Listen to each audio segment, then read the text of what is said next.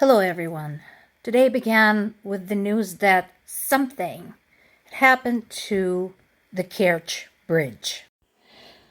For those of you who are not as familiar with the geography of the area, the Kerch Bridge was a bridge constructed by Russian government to connect the eastern side of the Crimean Peninsula to the Russian mainland.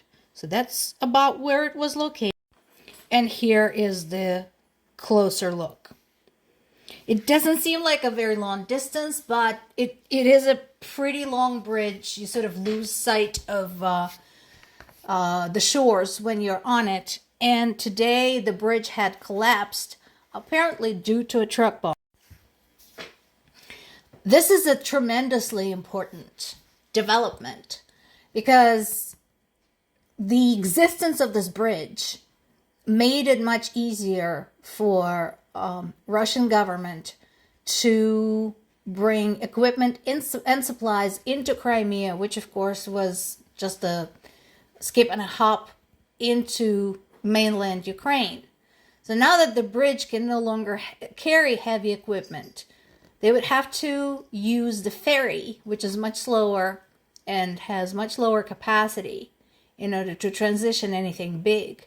And of course, the ferry has to go across water, which makes it more vulnerable.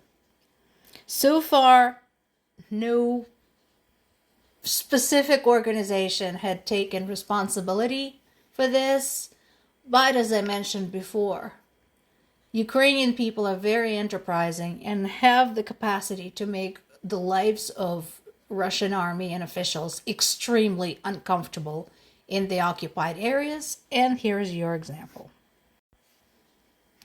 Concerns about the nuclear safety at the Zaporizhia power plant, the nuclear power plant located in the town of Energodar, continue. Basically, the shelling continues, despite the fact that the station is under Russian control, and at this time the station is offline and it's not clear when it's going to come back on. But again, there is no doubt in my mind that Russian government is trying to orchestrate a nuclear incident and then blame pretty much everybody except the real culprits. Pretty typical. Two dictators met up again to discuss the ending of the war in Ukraine without Ukraine's participation. Meanwhile, more and more bodies are being found in the recently liberated area. Thank you for watching.